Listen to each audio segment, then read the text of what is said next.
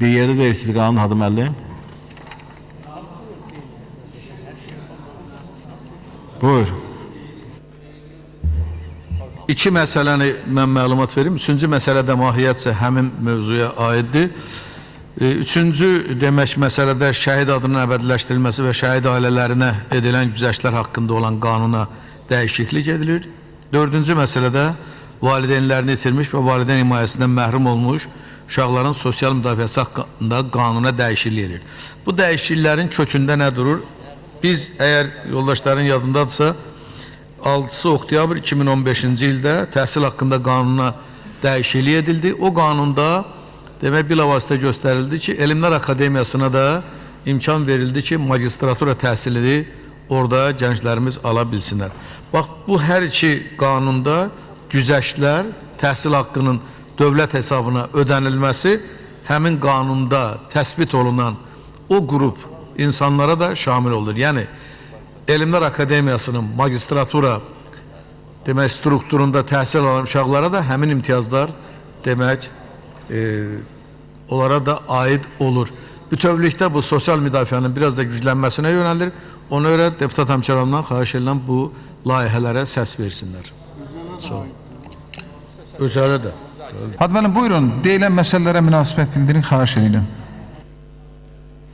Minnətdaram Ziyafət müəllim. Bugün həqiqətən müzakirə olan mövzu əslində bizim təhsil haqqında qanuna edilən dəyişikliyin adekvat olaraq bu bursu qanunda düzəlişin aparılmasıdır. Bu hüquqi mexanizmdir, texniki baxımdan icradır. Burada səslənən bütün fikirlərə çox böyük hörmətlə yanaşırıq və bu fikirlər daim bizim deputat həmkarların diqqət mərkəzindədir. Mən bəzi məsələləri yada salmaq istəyirəm. Əgər yadınıza gəlirsə, bizim Qarabağ əlilləri adi əlillər kimi demək müavinət alardılar. Sonradan möhtərəm prezidentimiz bizim bu səsləndirdiğimiz fikirlərə münasibət bildirdi və sonradan Qarabağ əlilləri ikinci prezident müavinətində oldular. Demək olar o bursa əlillərə nisbətən 2 dəfə çox müavinət almağa başladılar. Digər bir məsələ var idi. Mənzil növbəsində duran Qarabağ əlili dünyasını dəyişəndə onun mənzil növbəsindən çıxardırdılar. Belə bir uyğunsuzluq vardı. Sonradan bir məsələyə qoşulduq. Bu da öz həllini tapdı. Yadınıza gələrsə bu təhsil haqqı məsələsini biz qaldırdıq. Zaman zaman bu məsələ müzakirə olundu. İlk növbədə dövlət təhsil müəssisələrindən azad elədik.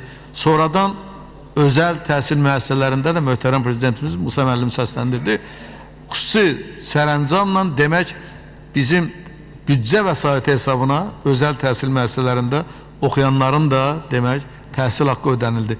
Burada edilən dəyişiklik həmin maddəyə dəyişiklik olmadığına görə o maddə, o müddəa, o qanun qüvvədə qalır və bu dəyişikliyin mahiyyəti odur ki, həmin o qrup insanların içərisinə eyni zamanda Elmlər Akademiyasının demək təhsil müəssisələrində oxuyanlar da aid edilir.